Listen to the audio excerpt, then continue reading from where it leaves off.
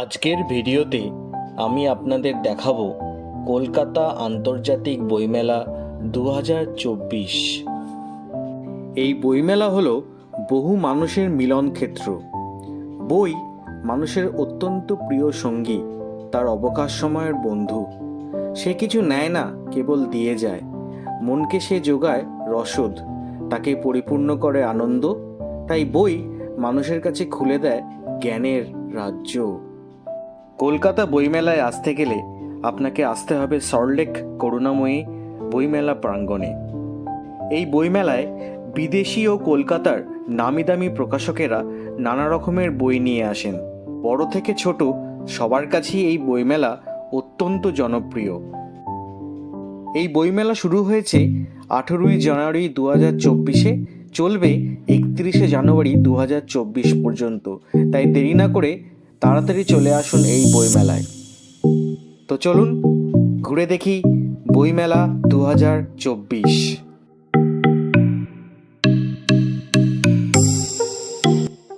Hello everyone, এখন আমি চলে এসেছি কলকাতা ইন্টারন্যাশনাল বুক ফেয়ারে। এটি কলকাতা বইমেলার 47তম বর্ষ, যেটি সেন্ট্রাল পার্ক সল্টলেকে আয়োজন করা হয়েছে।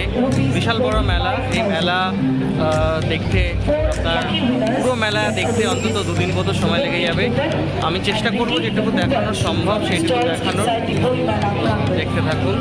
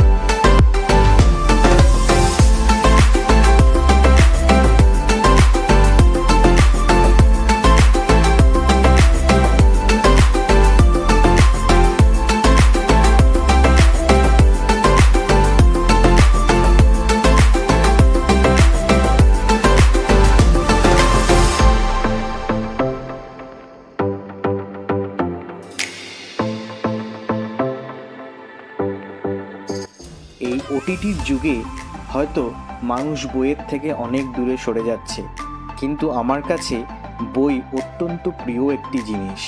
তাই বারবার বইয়ের টানে আমি চলে যাই বইমেলা। এই বইমেলা যেন মানুষের মহামিলন মেলা।